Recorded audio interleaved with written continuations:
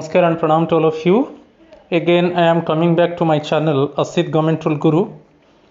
Today, I will discuss amendment on traveling allowance rules. It is update up to July 2022. तो जो travelling allowance में कुछ amendment हुआ है तो उसको आज मैं डिस्कस करूँगा. So my friends, now very few days left for the UPSC principal examination. I think that very seriously you are preparing for this examination with strategy. So best of luck to you for this exam. So my friends, if you have not subscribed my channel, please subscribe my channel so that in subsequent time I will bring some nice videos for you. So you know that in subsequent time and posterior time you will face a principal exam of NVS, and I think that also within few days also KVS principal would be notified. So it will be helpful for you. So please subscribe my channel, like my channel, and comment it so that according to your comment I will resurrect myself, I will rectify myself, and anywhere else, suppose you if you detect any type of fault, please pardon me. So now I am going to discuss amendment on TA rules, traveling allowance rules. It is update up to July 2022. First one you see number 19030 by 3 by 2014 E.IV, Government of India, Ministry of Finance, Department of Expenditure, north block new Delhi, dated the 23 जून 2022. ये जो amendment हुआ है 23 जून 2022 में. Subject travelling allowance rules, submission of boarding pass along with TA bill. इसके ऊपर मैं थोड़ा बोल देता हूँ कि पहले क्या था कि हमको टीए बिल के साथ बोर्डिंग पास देना पड़ता था. Actually it was compulsory for us to submit boarding pass with TA bill, but now it is amended. It is not compulsory one, it is not mandatory one. Okay, it is not mandatory to submit boarding pass along with the TA bill. पहले वो mandatory था, अभी mandatory नहीं है. It has been decided that in case a government servant is unable to submit the boarding pass along with TA bill, he can submit self declaration. He can submit self declaration certificate in lieu of boarding pass along with TA bill. आपके पास boarding pass है तो उसको आप जमा करना है, boarding pass नहीं है तो एक सेल्फ डिक्लेरेशन देना है. Clear? So it means now it is decided that boarding pass is not compulsory one. Okay, it is not mandatory and it is not compulsory to submit boarding pass with the TA bill. So boarding pass नहीं देंगे तो self declaration करना पड़ेगा.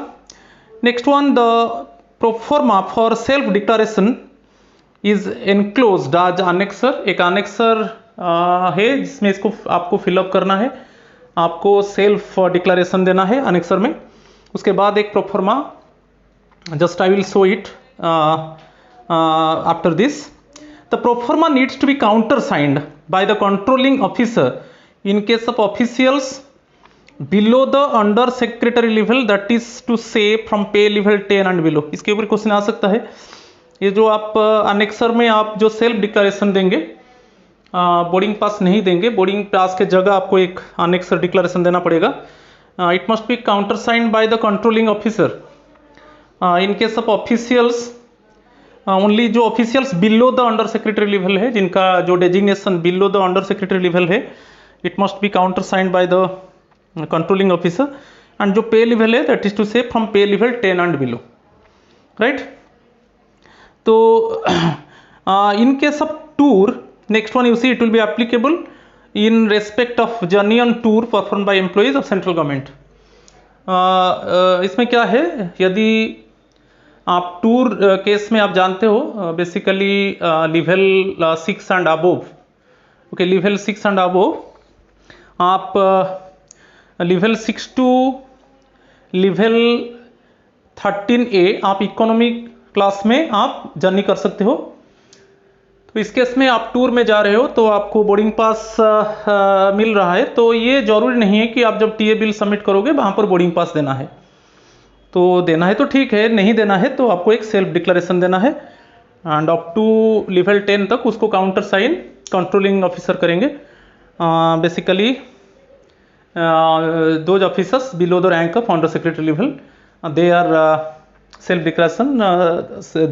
declaration must be countersigned by the controlling officer. तो ministry or departments are advised that these instructions may be brought to the notice of all concerned of compliance. तो ये जो है फर्स्ट अमेंडमेंट है boarding pass के ऊपर, तो इससे पता चलता है कि अभी बोर्डिंग पास कंपलसरी नहीं है, राइट। चलो नेक्स्ट अमेंडमेंट को चलेंगे। हाँ, यहाँ पर एक सेल्फ डिक्लेरेशन फॉर्म है, आप देख लीजिए। ये सेल्फ डिक्लेरेशन फॉर्म जो है एक अनेक्सर आपको सेल्फ डिक्लेयर करना है कि किस डेट में, और जो इट मीन्स प्लेन में आप जर्नी किया था उसका नंबर डिटेल्स आपको देना है। तो यहाँ पर दिया है name of the employee, son or daughter of hereby declare and certify that I have misplaced my boarding pass and do not have a digital or physical copy। तो यहाँ पर फर्स्ट जो पॉइंट है वहाँ पर ये अनेक्सर में clearly mention है कि बोर्डिंग पास मिसप्लेस हुआ है, चाहे वो डिजिटल कॉपी हो कि चाहे फिजिकल कॉपी हो।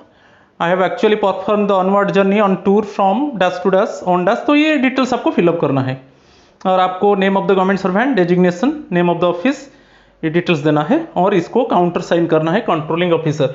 मगर किस केस में, basically those officers below the under secretary level, they are self declaration must be counter signed by the controlling officer. Okay, right. तो ये अनेक्सर है, क्लियर। चलो नेक्स्ट को चलेंगे। नेक्स्ट अमेंडमेंट देखेंगे, number 19030/4/2020 EN government of India, ministry of finance, department of expenditure, north block, new Delhi, dated 24 January 2022। ये जो amendment हुआ है देखेंगे। ऑफिस मेमोरेंडम, सब्जेक्ट क्या है ना, कॉन्सेशंस टू पर्सन री employed in central government service, payment of travelling allowance. ये बहुत इंपॉर्टेंट पार्ट है। उसमें हमको क्या देखना होगा, बेसिकली जो गवर्नमेंट एम्प्लॉयज़ रिटायरमेंट के बाद उनका री एम्प्लॉयमेंट हो रहा है, it means just after retirement if they are getting reemployment, okay. So whether they would be entitle for travelling allowance और नॉट। रिटायरमेंट के बाद यदि री एम्प्लॉयमेंट हो रहा है तब उनको कैसे ट्रैवलिंग अलाउंस पेमेंट होगा कि नहीं। तो ये है। फर्स्ट हम देखेंगे जो 1I है, देखेंगे where the pensioner is reemployed, ये कंडीशन है। Where the pensioner is reemployed and TA on retirement has already been claimed by reemployed pensioner from the office और organisation from where he has retired और superannuated. यहाँ पर क्या है, ये जो फर्स्ट कंडीशन है इसमें क्लियरली दे दिया गया कि जो कंसर्न एम्प्लॉय है उसका रिटायरमेंट हो चुका है, और जो रिटायरमेंट के टाइम में जो वो TA क्लेम करके ऑलरेडी अमाउंट रिसीव कर चुका है, ठीक है, और उसके बाद उसका री एम्प्लॉयमेंट हुआ है। जब उसका री एम्प्लॉयमेंट हुआ है, क्या उसको ट्रैवलिंग अलाउंस मिलेगा कि नहीं, ये फर्स्ट ऑप्शन है। It means already the person is retired, okay, and also he has claimed the it means he has claimed the retirement TA, and now he is getting re-employment. So whether he would be entitled for it means traveling allowance or not, ये है। तो ये बहुत important है, इस part को आपको समझा दिया। तो चलेंगे नेक्स्ट देखेंगे। इसमें 3 ऑप्शन है। फर्स्ट क्या दिया गया है कि TA shall be allowed to him for such appointment if such appointment is made at station। तो आपको याद रखना है TA कब मिलता है, जो उसका last place of settlement, retirement के बाद उसका जो लास्ट प्लेस ऑफ सेटलमेंट, तो वो प्लेस चेंज होना चाहिए, क्योंकि यहाँ पर जो ऑप्शन है उसका रिटायर्ड हो चुका है, और उसका जो रिटायरमेंट TA क्लेम है वो भी रिसीव कर चुका है, already he has made his retirement claim, ठीक है। तो उसको भी सपोज और कोई ऑफिस में उसका री एम्प्लॉयमेंट हुआ है, तो उसको ट्रैवलिंग अलाउंस मिलेगा कि नहीं वो देखेंगे।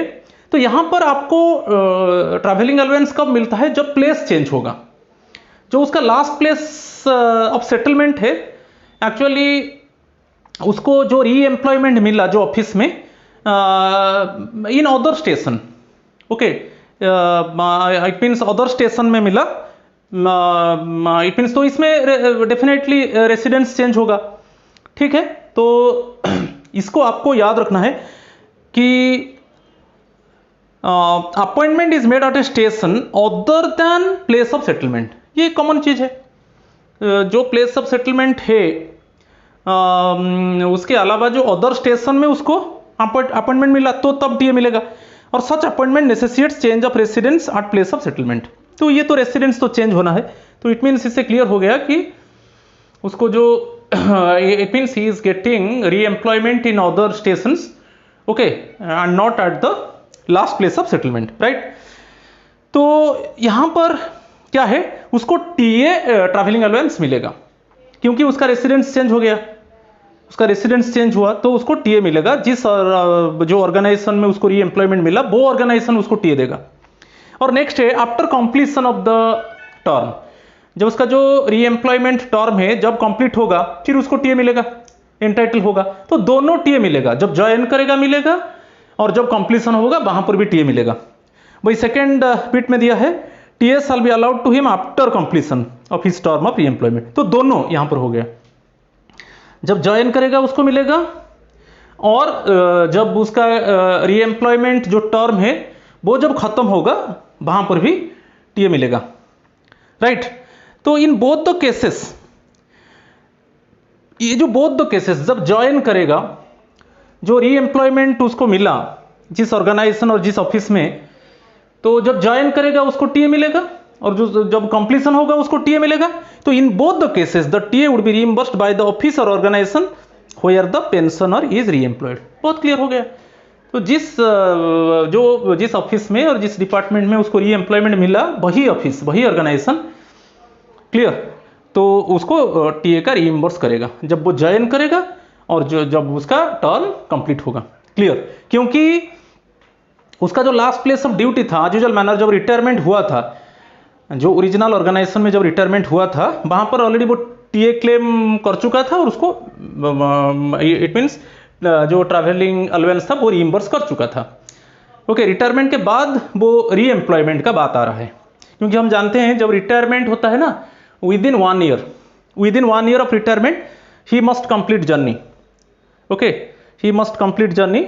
तो उसको जर्नी कंप्लीट करना है। और अभी जो रूल्स है उसके बाद एक अमेंडमेंट देखेंगे कि पहले क्या था, जब रिटायरमेंट के बाद जब जर्नी कंप्लीट होता था तो उसका 60 डेज के अंदर टीए को क्लेम करना था, मगर अभी वो बेसिकली 60 डेज से 180 डेज, इट मीन 6 मंथ्स हो गया, ओके। तो जब रिटायरमेंट के बाद जब आपका जर्नी कंप्लीट होगा तब उसका 6 मंथ्स के अंदर इट मीन्स टीए क्लेम करना है, राइट। और 1 ईयर के अंदर, with in 1 year of retirement the journey must be completed, नहीं। तो ये हो गया यहाँ पर, तो ये फर्स्ट पार्ट हो गया। और यहाँ पर जो ये केस में, जो रीएम्प्लॉयमेंट केस में, ओके, ये जो रीएम्प्लॉयमेंट केस में क्या है, दोनों ज्वाइन करेगा और उसका जो टर्म कंप्लीट हुआ, दोनों केस में उसको टीए मिलेगा।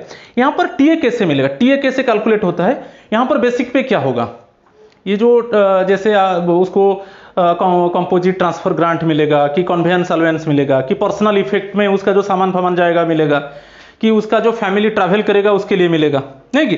तो ये इस केस में बेसिक पे क्या होगा आपको याद रखना है। यहाँ पर बेसिक पे क्या होगा, जो उसका लास्ट प्लेस ऑफ ड्यूटी था, जो ओरिजिनल केस में उसका जो लास्ट प्लेस ऑफ ड्यूटी था, जब उसका रिटायरमेंट हुआ उस समय उसका बेसिक पे जो होगा उसी बेसिक पे को लेना है। यहाँ पर जो उसका रीएम्प्लॉयमेंट हुआ है उसका बेसिक पे नहीं लेना है, ये बेसिक पे लेना है जो बेसिकली जो ओरिजिनल डिपार्टमेंट में वो काम कर रहा था और जो उसका रिटायरमेंट हुआ वहां पर जो उसका बेसिक था उसी बेसिक को लेकर उसको टीए को कैलकुलेट करना है, राइट। चलो सेकेंड ऑप्शन देखेंगे। सेकेंड ऑप्शन क्या है कि in case the re-employed pensioner has not claimed TA, second option देखिए, has not claimed TA on retirement within 1 year of his retirement and he is re-employed under the central government before the expiry of 1 year from the date of retirement. यहाँ पर क्या है, उसका retirement हो गया, तो retirement के बाद वो टीए क्लेम नहीं किया है। जो ओरिजिनल डिपार्टमेंट में वो काम कर रहा था उसका रिटायरमेंट हो गया, रिटायरमेंट के बाद उसको टीए क्लेम करना है, वो टीए क्लेम नहीं किया है, 1 ईयर के अंदर वो टीए क्लेम नहीं किया है और उसको री एम्प्लॉयमेंट मिल गया and he is re-employed under the central government before the expiry of 1 year. ये condition before the expiry of 1 year, okay, from the date of retirement. क्योंकि हम जानते हैं कि रिटायरमेंट के बाद within 1 year of the retirement the journey should be completed, और retirement के बाद जब आप जर्नी कंप्लीट करते हो तो उसका अभी जो रूल है 6 मंथ्स के अंदर आपको टीए क्लेम करना है, नहीं? और यहाँ पर क्या है, ये जो री एम्प्लॉयड पेंशनर है उसका तो रिटायरमेंट तो हो गया, रिटायरमेंट के बाद वो एक्चुअली 1 ईयर के अंदर टीए क्लेम नहीं किया है, ठीक है? जब जर्नी कंप्लीट होगा तो उसको 6 मंथ्स के अंदर टीए क्लेम करना है और 1 ईयर के अंदर उसको जर्नी कंप्लीट करना है, मगर वो 1 ईयर के अंदर अभी टीए क्लेम नहीं किया है और उसका री एम्प्लॉयमेंट उसको मिल गया। तो यहाँ पर कैसे कैलकुलेट होगा, जब जो अभी न्यू ऑर्गेनाइजेशन में जो उसको री एम्प्लॉयमेंट मिला वहां पर कैसे टीए कैलकुलेट होगा? देखिए, फर्स्ट ऑप्शन ये है, TA shall be allowed to him for such appointment in case such appointment is made at a station other than, ये रेसिडेंस तो चेंज होगा, जो इट मीन्स जो सेटलमेंट प्लेस है उसके अलावा उसको अदर जगह में उसको री एम्प्लॉयमेंट मिला, ही मस्ट गेट री employment in other station means it means he is getting री employment in the station and it is other than the settlement place. तो रेसिडेंस तो चेंज हुआ, तो रेसिडेंस चेंज हुआ means TA मिलेगा। और such appointment में से तो फर्स्ट ऑप्शन हो गया, बीट ए का ऑप्शन हो गया। सेकेंड ऑप्शन देखेंगे, TA shall also be allowed to him after completion of his term of reemployment. यहां पर भी जब उसका जो री एम्प्लॉयमेंट का टर्म कंप्लीट होगा वहां पर भी वो उसको टीए मिलेगा, राइट? मगर इसका जो ज्वाइनिंग है, क्योंकि वो जो ओरिजिन यहां पर दे दिया है, देखिए ये बीट सी बहुत इंपॉर्टेंट है, the expenditure for TA on joining such appointment shall be borne by the organization from where the pension is retired or superannuated with reference to the post held at the time of retirement. On completion of term of re-employment, the TA would be reimbursed by the officer organization where the pensioner is re-employed. यहाँ पर बढ़िया condition है। यहाँ पर जो condition दिया गया है क्या, क्योंकि जब उसका रिटायरमेंट हुआ, रिटायरमेंट के बाद 1 ईयर के अंदर वो टीए क्लेम नहीं किया है और वही 1 ईयर के अंदर उसको री एम्प्लॉयमेंट मिल गया, तो री एम्प्लॉयमेंट मिल रहा है तो वो कैसे टीए क्लेम करेगा? जब वो जो री एम्प्लॉयमेंट जॉब है वो ज्वाइन करेगा, वो कैसे टीए क्लेम करेगा, ये बात है। तो जब वो री एम्प्लॉयमेंट केस में जब वो ज्वाइन करेगा न्यू ऑर्गेनाइजेशन में, जो ज्वाइनिंग का टीए है वो एक्चुअली वो कहां से कलेक्ट करेगा? जिस ऑर्गेनाइजेशन में उसका रिटायरमेंट हुआ था। समझ में आ रहा है? जब री एम्प्लॉयमेंट जॉब जो है उसमें जब ज्वाइन करेगा वो टीए मिलेगा, क्योंकि उसका रेसिडेंस चेंज हुआ। तो यहां पर जो टीए मिलेगा, कहां से टीए मिलेगा? तो टीए एक्चुअली जिस ऑर्गेनाइजेशन से वो रिटायरमेंट हुआ, from which organization actually he got retirement, from this organization actually he must get TA for joining in the case of reemployment, क्योंकि वो 1 ईयर के अंदर वो टीए क्लेम नहीं किया है वहां पर जब रिटायरमेंट हुआ था। तो यहां पर जब वही 1 ईयर के अंदर उसको री एम्प्लॉयमेंट मिल रहा है, तो उसी केस में जब ज्वाइन करेगा तब तो जो जिस ऑर्गेनाइजेशन से वो रिटायर्ड हुआ ना, वही ऑर्गेनाइजेशन उसको टीए देगा, ठीक है? और ऑन कंप्लीशन केस में क्या है, जिस ऑर्गेनाइजेशन में उसका री एम्प्लॉयमेंट हुआ है वही ऑर्गेनाइजेशन उसको टीए देगा। तो यहां पर डिफरेंट है, तो थोड़ा कंडीशन आप समझ गए। कंडीशन क्या है? रिटायरमेंट के बाद विद इन 1 ईयर वो टीए क्लेम नहीं किया है। अकॉर्डिंग टू द रूल क्या है? रिटायरमेंट के बाद within 1 year the journey must be completed. अच्छा, जर्नी कंप्लीट करने के बाद with in 6 months actually the TA claim should be submitted, ये रूल है। तो अभी वो रिटायरमेंट के बाद विद इन 1 ईयर वो टीए क्लेम नहीं किया है, उसको री एम्प्लॉयमेंट मिल गया, तो वहां पर कैसे वो टीए क्लेम करेगा? ज्वाइनिंग केस में और आफ्टर कंप्लीशन ऑफ द री एम्प्लॉयमेंट टर्म। तो जब वो री एम्प्लॉयमेंट केस में वो ज्वाइन करेगा, एक्चुअली जिस ऑर्गेनाइजेशन से वो रिटायर्ड हुआ वही ऑर्गेनाइजेशन उसको टीए देगा, क्योंकि रिटायरमेंट के बाद वो टीए क्लेम वहां से नहीं किया है।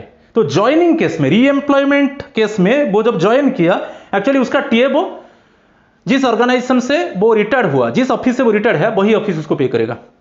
और एज यूजुअल मैनर जब उसका रीएम्प्लॉयमेंट टर्म खत्म होगा, after completion of the re-employment term, then he must get TA from the re-employed organisation और ऑफिस। समझ में आ गया? तो यहां पर जो in case of appointment of a re-employed person from other than central government, TA shall be allowed to him as per the provision of at para 1 above. यदि यहाँ पर क्या है, यदि उसको रीएम्प्लॉयमेंट मिल रहा है other than central government, other than central government, तो वहाँ पर जो फर्स्ट केस में हम जो डिस्कस किया, जैसे ज्वाइनिंग और कंप्लीशन, वो जो रीएम्प्लॉयड ऑर्गेनाइजेशन है वही देगा। समझ में आ रहा है? यदि अदर देन सेंट्रल गवर्नमेंट हो रहा है, ये जो थर्ड पार्ट वही दिया है, other than central government, other than central government में उसका रीएम्प्लॉयमेंट मिल रहा है, तो उस केस में ज्वाइनिंग और कंप्लीशन ऑफ द टर्म, दोनों केस में टीए मिलेगा और वही ऑर्गेनाइजेशन, वो बेसिकली वही रीएम्प्लॉयमेंट ऑर्गेनाइजेशन ही देगा। ठीक है, इस कंडीशन में। समझ में आया? तो नेक्स्ट वन क्या है, admissibility of TA in above cases would be subject to the following. The entitlement for TA would be with respect to the post last held and the last pay drawn under the central government. अच्छा, जो TA, जो travelling allowance जो किसके ऊपर calculate होता है, basic पे। यहां पर बेसिक पे क्या लिया जाएगा बेसिकली रीएम्प्लॉयमेंट केस में, तो यहां पर जो बेसिक पे लिया जाएगा, एक्चुअली जिस ऑर्गेनाइजेशन से वो रिटायरमेंट उसको मिला, okay, from which organization already he got retirement, at the time of retirement actually what was the basic pay, वही बेसिक पे को लिया जाएगा। आप रीएम्प्लॉयमेंट केस का बेसिक पे को मत लो, वहां पर एक्चुअली वो जब रिटायरमेंट उसका हुआ था, उस रिटायरमेंट के टाइम में जो बेसिक पे था, वही बेसिक पे के ऊपर उसको इट मीन्स ट्रैवलिंग अलाउंस मिलेगा, उसके ऊपर वो कैलकुलेट होगा, वही दिया है। The entitlement for TA would be with respect to the post last held and the last pay drawn under the central government at the time of retirement. और in case of appointment of a re-employed person from other than central government, the entitlement of TA would be in accordance with equivalence given to the post in central government। तो यदि वो उसका re-employment central government में हो रहा है, उस case में उसका जो बेसिक पे होगा, ओके, बेसिक पे क्या होगा ना, जिस ऑर्गेनाइजेशन से वो रिटायर्ड हुआ, so at the time of retirement actually what was the actually basic pay, on this basic pay actually TA is calculated in case of re-employment. समझ में आया? और other than the central government, वैसे ही the entitlement of TA would be in accordance with the equivalence given to the post in central government. तो other than central government, जो entitlement of TA would be in accordance with the equivalence given to the post, okay, in central government. जो equivalence है, जो post मिला है, वैसे जो central government में जो पोस्ट था, उसका इक्विवेलेंट पोस्ट उसको मिलेगा रीएम्प्लॉयमेंट में, तो उसके हिसाब से, उसका बेसिक पे के हिसाब से टीए कैलकुलेट होगा। राइट।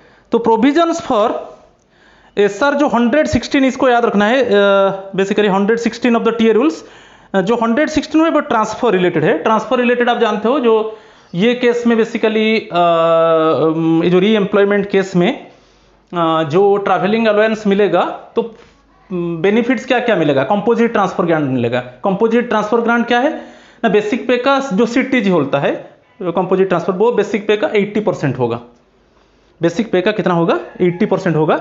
और बेसिकली जैसे लक्षद्वीप हो, अंडमान निकोबार, इस केस में 100% मिलेगा। राइट। और पर्सनल इफेक्ट आपका सामान फामान के ऊपर मिलेगा, और आपका इट मीन्स जर्नी केस में ट्रैवलिंग विथ फैमिली वो मिलेगा। और कन्वेयंस जैसे आपका कोई व्हीकल है, उसको ले जाने में आपको मिलेगा। ठीक है, तो वही है सर 116, जो सप्लीमेंट्री रूल 116 वो रिलेटेड टू द ट्रांसफर है, उसमें जो बेनिफिट, यहाँ पर वही बेनिफिट मिलेगा। तो ये 2 ऑप्शन दिया गया है और 2 ऑप्शन के ऊपर अमेंडमेंट हुआ है। ठीक है, पहला केस में क्या था, थोड़ा मैं ब्रीफली बता देता हूँ कि पहला केस में क्या था कि रिटायरमेंट हो गया, रिटायरमेंट के बाद वो टीए क्लेम करके उसको, जो रिटायरमेंट टीए क्लेम करके उसको अमाउंट वो रिसीव कर लिया। उसके बाद सपोज उसको रीएम्प्लॉयमेंट मिल रहा है, तो उस केस में जो ज्वाइनिंग और उसका कंप्लीशन ऑफ द टर्म में उसको कैसे टीए मिलेगा ना, बेसिकली जिस ऑर्गेनाइजेशन और जिस ऑफिस में उसका पोस्टिंग होगा, तो ज्वाइनिंग एंड कंप्लीशन दोनों केस में टीए वही ऑर्गेनाइजेशन देगा, बेसिकली रीएम्प्लॉयमेंट ऑर्गेनाइजेशन देगा। ठीक है, और वहां पर जो जो टीए का कैलकुलेट होगा वो कैसे होगा ना, रिटायरमेंट के टाइम में आपका जो बेसिक पे था, ठीक है, रिटायरमेंट के टाइम में जो आपका बेसिक पे था वही बेसिक पे को लेकर यहां पर आपका जो री एम्प्लॉयड ऑर्गेनाइजेशन है आपको वो टीए देगा, ज्वाइनिंग और कंप्लीशन। मगर सेकेंड केस में क्या था कि बहुत बढ़िया ऑप्शन था, रिटायरमेंट हो गया, after retirement within 1 year actually the concern retired employ has not claimed TA. Retirement के बाद विद इन 1 ईयर वो टीए क्लेम नहीं किया, ठीक है, और उसका री एम्प्लॉयमेंट हो गया। तो इस केस में क्या होगा ना, जिस ऑर्गेनाइजेशन में उसको री एम्प्लॉयमेंट मिला, ओके, वो ऑर्गेनाइजेशन उसको कौन सा टीए देगा ना, जो कंप्लीशन ऑफ द टर्म, जब उसका जो री एम्प्लॉयमेंट टर्म कंप्लीट होगा उस केस में एक्चुअली जो री एम्प्लॉयड ऑर्गेनाइजेशन है वही टीए देगा। मगर ज्वाइनिंग केस में जो ऑर्गेनाइजेशन से उसका रिटायरमेंट हुआ, जिस ऑफिस से उसका रिटायरमेंट हुआ वही टीए देगा। तो यहां पर दोनों डिफरेंट हो जाता है। ज्वाइनिंग केस में जिस ऑर्गेनाइजेशन से वो रिटायर्ड हुआ, जिस ऑफिस से रिटायर्ड हुआ वो देगा, और कंप्लीशन केस में उसको जो री एम्प्लॉयड ऑर्गेनाइजेशन ने वो टीए देगा। और यहां पर टीए का कैलकुलेशन कैसे होगा ना, बेसिकली जो टीए का कैलकुलेशन होगा वही जो basically at the retirement time what was the basic pay, वही बेसिक पे के ऊपर टीए कैलकुलेट होगा, ठीक है। और अदर देन सेंट्रल गवर्नमेंट, जैसे फर्स्ट पार्ट में joining and completion, okay, joining in case of री employment and completion of the term in case of री एम्प्लॉयमेंट, इन बोथ केस में तो टीए मिलेगा। तो बोथ केस में जो टीए मिलेगा वो बेसिकली री एम्प्लॉयड ऑर्गेनाइजेशन देगा, ठीक है।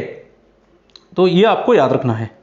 और थर्ड अमेंडमेंट को चलेंगे, यहां पर दिया है number 19030/1/2017 EIB government of India minister of finance department of expenditure north block new Delhi dated 15th June 2021 office memorandum subject time limit for submission of claims for travelling allowance on retirement regarding. तो यहां पर time limit में थोड़ा इसको बता देता हूं। Time limit आप देख लीजिए, डेटेड जो एक्चुअली 13 मार्च 2018 में जो सर्कुलर निकला था उसमें क्लियरली मेंशन था कि रिटायरमेंट के बाद जो टीए जो मिलता है, ट्रैवलिंग अलाउंस ऑन रिटायरमेंट, उसमें रूल था कि जब आपका जो रिटायरमेंट के बाद आपका जब जर्नी खत्म होगा, ठीक है, आपका जब जर्नी कंप्लीट हो, after retirement when the journey is completed, then on which date the journey is completed, then from this date within 6 months, within 180 days the it means the TA claim must be submitted। समझ में आ रहा है कि नहीं? Retirement के बाद आप चाहे आप होम स्टेशन को जाओगे और एनी अदर सेटलमेंट प्लेस को जाओगे, और आपका जो जर्नी जब खत्म होगा, ठीक है, जर्नी खत्म होगा उसका 6 मंथ्स के अंदर, जिस डेट में आपका जर्नी खत्म हो रहा है उसी से आप कैलकुलेट कर लो, 6 मंथ्स के अंदर आपको टीए क्लेम करना है, ठीक है। मगर ये जो 2018 था पहले 60 डेज था। जो 13 मार्च 2018 में जो सर्कुलर था उस समय एक्चुअली ओनली ये रिटायरमेंट केस में, actually on retirement, only retirement case में इसका अमेंडमेंट हुआ है, अदर केस में नहीं। जैसे टूर, ट्रांसफर, ट्रेनिंग, जर्नी, ये केस में देखिए क्लियरली जो सर्कुलर था 13 मार्च 2018, basically TA on tour, transfer, training और जर्नी ऑन रिटायरमेंट, ये चारों केस आप देख लो। तो इस केस में बेसिकली जब आपका जर्नी खत्म होगा, बेसिकली टूर, ट्रांसफर, ट्रेनिंग, ये केस में टूर ट्रेनिंग आप ले जाइए। अभी वही रूल है, टूर ट्रेनिंग केस में क्या है ना, जब आप return journey, after completion of the return journey with in 60 days the you must claim TA, कि आप एडवांस लिया है तो 15 डेज के अंदर आपको टीए क्लेम को सबमिट करना है फॉर रीइंबर्समेंट। तो याद रखना है टूर और ट्रेनिंग, समझ में आ रहा है? टूर और ट्रेनिंग केस में अभी भी वो रूल वही है, जैसे आप एडवांस नहीं लिया है और आपका रिटर्न जर्नी खत्म हुआ, उससे 60 डेज के अंदर आपको टीए क्लेम करना है। यदि आप एडवांस नहीं लिया है, यदि आप एडवांस लिया है तब with in 15 days okay you must submit TA bill. मगर जो बेसिकली ट्रांसफर और जर्नी ऑन रिटायरमेंट, ट्रांसफर और जर्नी ऑन रिटायरमेंट में जैसे आपको फैमिली के साथ जर्नी करना है, आपका पर्सनल इफेक्ट जो सामान फामान है उसको ले जाना है, और उसके आपके पास जो व्हीकल है उसको ले जाना है। तो उस केस में क्या है, ट्रांसफर और जर्नी और रिटायरमेंट में जो रूल है, आपका जर्नी जब खत्म हुआ उसका 60 डेज के अंदर आपको टीए क्लेम करना था, मगर वो थोड़ा अमेंडमेंट हो गया, ओनली जर्नी और रिटायरमेंट में हुआ। बेसिकली टूर ट्रांसफर ट्रेनिंग में वही अभी 60 डेज है, ठीक है, मगर टूर और ट्रेनिंग केस में एडवांस लिया है तो with in 15 days after completion of the return journey, with in 15 days the TA bill must be submitted. और एडवांस नहीं लिया है तो विद इन 60 डेज, ये अभी भी है, विद इन 60 डेज है, ठीक है। और नॉर्मल ट्रांसफर में भी 60 डेज के अंदर, अभी जैसे हमारा नॉर्मल ट्रांसफर हुआ एक हेडक्वार्टर से और एक हेडक्वार्टर को, और हमारा जर्नी जब कंप्लीट होगा उसका 60 डेज के अंदर हमको टीए क्लेम करना है, टीए बिल सबमिट करना है, ठीक है। अभी मगर ओनली ट्रांसफर में वही है, जो अमेंडमेंट हुआ है ओनली ऑन रिटायरमेंट, क्योंकि जो रिटायर्ड एम्प्लॉय है उनको कुछ डिफिकल्टीज हुआ तो वो उसको ऑब्जेक्ट किए। Basically the retired employees he faced difficulties because after completion of the journey it is difficult for them to submit the it means TA bill within 60 days. तो only retirement case में उसको क्या किया, government वो time को exceed करके 180 days कर दिया, बस 6 मंथ्स कर दिया। तो जब रिटायरमेंट केस में जब आपका जर्नी कंप्लीट होगा तो 6 मंथ्स के अंदर आपको टीए क्लेम करना है, ओनली रिटायरमेंट। मगर टूर ट्रांसफर ट्रेनिंग में वही है, जैसे नो एडवांस 60 डेज और एडवांस 15 डेज। समझ में आया? तो यहां पर जो अमेंडमेंट वही क्लियरली लिख दिया, यहां पर देखिए आफ्टर रिटायरमेंट, ये जो अमेंडमेंट हुआ है after retirement as difficulties are being faced by the retired government official they are claiming reimbursement to T on retirement within a period of 60 days of completion of their journey. तो यहां पर दे दिया, देखिए it has been decided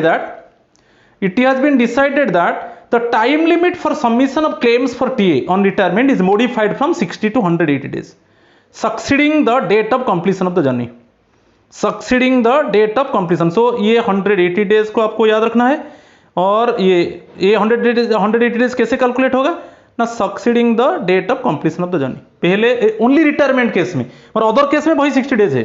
समझ में आया? तो जो रिटायर्ड एम्प्लॉय है उनको डिफिकल्टी हो रहा था, उसके वजह से वो actually they faced difficulties and basically they objected it and it means they approached to the government कि it must be extended। so government अभी after it means certain consideration government ये किया, decide किया, government has decided that कि only in case of retirement after completion of the journey within 180 days the TA bill must be submitted। okay, और other case में वही दे दिया। देखिए ये बहुत इंपॉर्टेंट है कि time limit for submission of TA claim on tour transfer and training will remain 60 days, वही 60 डेज है, अदर केस में चेंज नहीं हुआ, वही 60 डेज है। समझ में आ गया? चलो नेक्स्ट, इस केस में क्या हुआ, वही है number 190301212020 IV government of India minister finance department of expenditure north block new Delhi dated 22 December 2020 में ये अमेंडमेंट हुआ। ऑफिस मेमोरेंडम देखिए, ये travelling allowance rules, production of receipts और vouchers for reimbursement of travelling charges for travel within the city admissible under Delhi allowance tour regarding Delhi allowance tour, ये आपको याद रखना है, दिल्ली अलाउंस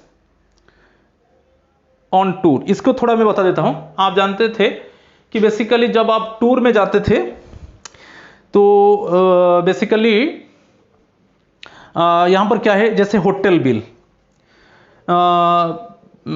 होटल केस में और बेसिकली ट्रैवलिंग केस में, तो basically level 8 and below, okay, आप लेवल 8 एंड बिलो उनको वाउचर देना नहीं पड़ता था। ये तो रूल आप जानते थे कि जो लेवल 8 और उसके नीचे में लेवल 8 एंड बिलो उनको चाहे होटल वाउचर हो कि जो जर्नी का जो वाउचर है उसको देना नहीं पड़ेगा, ओनली सेल्फ डिक्लेरेशन। ओके, अभी भी वो रूल है तो उनको, मगर ये क्या हुआ, अभी उसको थोड़ा अमेंडमेंट कर दिया, 11 लेवल 11 एंड बिलो कर दिया। अभी जो 9 to 11 जिनका लेवल था वो कंप्लेन किए कि हमको थोड़ा दिक्कत आ रहा है, तो गवर्नमेंट उसको कंसीडर करने के बाद अभी गवर्नमेंट डिसाइड किया, now government has decided that there is no need of hotel voucher and also basically there is no need of traveling ticket okay eight the time of submission of TA bill. तो अभी 11 तक कर दिया, पहले क्या 8 and below था, level 8 and below actually जो पहले था लेवल 8 एंड बिलो, उनको होटल वाउचर और ये जो ट्रैवलिंग केस में जो टिकट उनको इट मीन्स देना नहीं पड़ता था, तो वो सेल्फ डिक्लेरेशन करते थे। और अभी भी है, मगर अभी वो क्या किया, लेवल को 11 तक ले लिया। Level 11 and below it means they do not submit any hotel voucher and travelling tickets. In place of this they must give self declaration. Self declaration में क्लियरली मेंशन करना है कौन सा डेट, होटल का नाम क्या था, वो सेल्फ डिक्लेरेशन में आपको देना है। वैसे ही आपका जो जर्नी हो रहा है, चाहे आप ऑटो में ट्रैवल किया कि आप बस में ट्रैवल किया, उसका टिकट नहीं देना है, मगर टाइम के हिसाब से आपको उसमें भी सेल्फ डिक्लेरेशन करना है। ठीक है, अभी उसको जो लेवल 8 एंड बिलो था अभी वो कर दिया 11 एंड बिलो। ओके, और बेसिकली जो फूड चार्जेस आप जानते हो, फूड चार्जेस में किसी को वाउचर नहीं देना पड़ता है। जो लॉमसम फूड चार्जेस होता है, बेसिकली आप देख लीजिए, जो दिल्ली अलाउंस का आप डिटेल्स उसका लेवल देख लीजिए, और बेसिकली होटल आता है वहाँ पर, और ट्रैवलिंग, ठीक है, और फूड का केस आता है। ये जो आता है बेसिकली फूड बिल में कोई ओरिजिनल फूड वाउचर बिल देना नहीं पड़ेगा। ओके, मगर वहाँ पर जो मोर देन लेवल 8 था, मोर देन लेवल 8 था, तो उनको होटल वाउचर और टिकट देना पड़ता था। मगर अभी गवर्नमेंट थोड़ा अमेंडमेंट कर दिया, 11 and below they do not submit any hotel voucher and any it means ticket. In place of this they must give self declaration. यही है, ठीक है, क्लियर। उस इसमें देखिए लेवल, ये जो पहले था एग्जिस्टेंस था, level 8 and below have been allowed reimbursement of travelling charges without production of vouchers against self certification, and level 9 and above have to produce vouchers. ये पार्ट को देख लीजिए आप, ठीक है, वो था पहले था, level 8 and below have been allowed reimbursement of travelling charges without production of vouchers, okay, against self certification. So उनको वाउचर देना नहीं पड़ेगा, बेसिकली होटल है कि टिकट से, जर्नी टिकट से, उनको ओनली सेल्फ सर्टिफिकेशन देना है, and level 9 and above have to produce vouchers. ये था। और अभी क्या किया, अभी अमेंडमेंट के बाद देखिए, production of receipts and vouchers of officials in pay level 9 to 11 is done away with. अभी जो पे लेवल 9 to 11 है उनको भी वाउचर्स देना नहीं पड़ेगा, ठीक है, with subject to furnishing of only self certification देना पड़ेगा। In the officials have to indicate the period of travel, vehicle number etcetera. समझ में आ गया। तो अभी क्या हुआ, ये वाउचर केस में, बेसिकली दिल्ली अलाउंस केस में जब आप टूर जाते हो, तो अभी क्या हुआ, 11 लेवल 11 एंड बिलो, ठीक है, level 11 and below they do not, there is no need to submit receipts और वाउचर्स, ओनली सेल्फ सर्टिफिकेशन उनको देना है, ओनली सेल्फ सर्टिफिकेशन देना है, ठीक है। और जो pay level it means more than 11 है, उनको रिसिप्ट और वाउचर सबमिट करना पड़ेगा, राइट, ठीक है। नेक्स्ट अमेंडमेंट देखेंगे, ये बहुत इंपॉर्टेंट है। गवर्नमेंट ऑफ इंडिया, वही minister of finance, department of expenditure, north block, new Delhi, dated the 6 जनवरी 2022। ये जो अमेंडमेंट हुआ 6 जनवरी 2022, ऑफिस में किसके ऊपर हुआ ना, composite CTG on retirement, CTG on retirement. तो जो सीटीजी केस में क्या था, पहले आप जानते थे सीटीजी कब मिलेगा, क्योंकि आपका रेसिडेंस चेंज होना है, change of residence must, okay. CTG कब मिलेगा, जब आपका रेसिडेंस चेंज होगा, ठीक है, change of residence, change of residence must. Residence change नहीं होगा तो आपको सीटीजी नहीं मिलेगा। और बेसिकली जो सीटीजी रेसिडेंस चेंज होगा, और आपका जो न्यू हेडक्वार्टर होगा वो मोर देन 20 किलोमीटर होना चाहिए।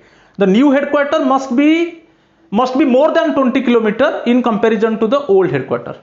तो इस केस में आपको जो सीटीजी मिलेगा, आपका बेसिक पे का 80% आपको कंपोजिट ट्रांसफर ग्रांट मिलेगा। अब जानते हैं यहां पर क्या हुआ, फास्ट आपको याद रखना है, रेसिडेंस चेंज होगा, ठीक है, रेसिडेंस चेंज होगा, और आपका जो न्यू हेडक्वार्टर होगा it is more than 20 kilometre, than the old headquarter. तो इस केस में क्या होगा ना, आपको बेसिकली ट्रांसफर केस में आपको बेसिक पे का 80% आपको सीटीजी मिलेगा। और बेसिकली नॉर्थ ईस्ट केस आ जाता है, अंडमान एंड निकोबार लक्षद्वीप, ये केस में 100% जो सीटीजी मिलेगा 100% मिलेगा। मगर अदर नॉर्मल केस में 80% ऑफ बेसिक पे। मगर वहां पर क्या था, रेसिडेंस चेंज हुआ, रेसिडेंस चेंज होगा मस्ट होगा, और आपका जो चेंज होने के बाद आप जो न्यू हेडक्वार्टर आ गया विद इन 20 किलोमीटर आ गया, the new headquarter is within 20 kilometre from the old headquarter, तो अब आपको जो सीटीज मिलेगा वो जो नॉर्मली क्या था 80% ऑफ बेसिक पे था, मगर one third of 80% of basic पे। समझ में आ रहा है कि नहीं? मगर ये जो ट्रांसफर केस में वही था, ये ओनली जो अमेंडमेंट हुआ है, ये जो अमेंडमेंट हुआ है ओनली रिटायरमेंट के ऊपर हुआ है, अदर केस में वही है। More than 20 kilometre residence change तो must, more than 20 kilometre 80% of basic pay CTG. और बेसिकली जो अंडमान एंड निकोबार लक्षद्वीप ये केस में 100% सीटीजी। समझ में आ रहा है कि नहीं? और विद इन 20 किलोमीटर आपका रेसिडेंस चेंज हो रहा है, विद इन 20 किलोमीटर वही है, सीटीजी क्या है, one third of 80% of basic pay. जो सीटीजी होगा one third of 80% of basic पे। मगर अभी ट्रांसफर केस में वही था, ट्रांसफर केस में वही क्या था, ये एग्जिस्टेंस था। आज पर एग्जिस्टिंग रूल्स आप देख लीजिए, आज पर existing rules in this regard one third of CTG is admissible at present for settling down at last station of duty और at a station not more than 20 kilometre from the last station of duty. आप जानते हो जो retirement TA claim करोगे ना, उसमें क्या था कि आपका जो सेटलमेंट प्लेस है वो आपका ड्यूटी प्लेस से विद इन 20 किलोमीटर हो गया। तो इस केस में सीटीजी कितना मिलता था ना, one third of 80% of basic pay, one third of 80% of basic pay, नहीं कि विद इन 20 किलोमीटर वही था। मगर अभी क्या किया, ये 20 किलोमीटर को हटा दिया। अभी क्या कर दिया, ये जो 20 किलोमीटर को वो हटा दिया। 20 किलोमीटर कंडीशन नहीं है, रेसिडेंस चेंज होगा, ओके रेसिडेंस चेंज होगा, मस्ट रेसिडेंस चेंज होना है, इसके लिए आपको सेल्फ डिक्लेरेशन देना है। रेसिडेंस चेंज होगा उसके लिए सेल्फ डिक्लेरेशन देना है, और उस केस में आपको बेसिकली एज यूजुअल मैनर आपको सीटीजी कितना मिलेगा, 80% ऑफ बेसिक। ठीक है, 80% ऑफ बेसिक मिलेगा। ठीक है, अभी जो 20 किलोमीटर ये जो कंडीशन था ये इसको हटा दिया ओनली रिटायरमेंट केस में। पहले क्या था, विद इन 20 किलोमीटर जो आपका settlement place with in 20 kilometre from the place of जो लास्ट प्लेस ऑफ ड्यूटी से होता था, तो आपको जो कंपोजिट ट्रांसफर ग्रांट मिलता था, सीटीजी मिलता था, वो one third of 80% of basic पे। मगर अभी जो 20 किलोमीटर को वो अबोलिश कर दिया, चाहे विद इन 20 किलोमीटर है कि more than, only residence change होगा। ओनली रेसिडेंस चेंज होगा मींस आपको सीटीजी कितना मिलेगा ना, बेसिकली 80% ऑफ बेसिक पे मिलेगा। समझ में आ गया? ये ओनली रिटायरमेंट केस में, अदर केस में वही रूल है, ओनली रिटायरमेंट केस में ये उसको चेंज किया। अदर एज यूजुअल केस में जो नॉर्मल ट्रांसफर हमारा हो रहा है वही कंडीशन है, within 20 kilometre, new headquarter is within 20 kilometre of the old headquarter, वही है one third of 80% of basic pay जो सीटीजी होगा। और यदि new headquarter is more than 20 kilometre from the old headquarter, then CTG is what 80% of basic pay, right. तो और यहां पर दे दिया बेसिकली जो अंडमान एंड निकोबार लक्षद्वीप केस में बोला था, बेसिकली सीटीजी 100% होगा। ओके, यहां पर जो नॉर्मल केस में 80% ऑफ बेसिक पे, यहां पर जो सीटीजी होगा, यहां पर जो सीटीजी होगा बेसिकली क्या होगा ना, 100% ऑफ बेसिक पे होगा। North east case basically, sorry Andaman Nicobar और लक्षद्वीप केस में 100% ऑफ बेसिक पे, और ट्रांसफर केस में वही रहेगा। In case of settlement to and from the Iceland territories of Andaman and Nicobar and Lakshadweep, CTG shall be paid at the rate of 100% of last man's basic pay in terms of. In case of settlement to and from the Iceland territories, यदि to and from, यदि आप retirement time में, retired time में क्या है, आप ये only retirement के ऊपर है ना ये जो अमेंडमेंट, तो जब आपका रिटायर्ड हुआ उस समय आप कहाँ पर काम कर रहे थे, अंडमान एंड निकोबार और लक्षद्वीप में काम कर रहे थे, और वहां पर ही आपका क्या हो गया ना, सेटलमेंट हो गया। Okay, in case of settlement to and from the Iceland territories of Andaman and Nicobar and Lakshadweep cities shall be paid at the rate of 100% of last month's basic pay in terms of, ये as usual वही रहेगा जैसे normal case में था वही रहेगा। ठीक है, तो ये जो अमेंडमेंट था टीए के ऊपर थोड़ा उसको मैं डिस्कस कर दिया। ठीक है, सो अगेन नमस्कार एंड प्रणाम to all my friends. Please if you have not subscribed my channel, subscribe my channel so that you can get notification for my upcoming videos. Thank you.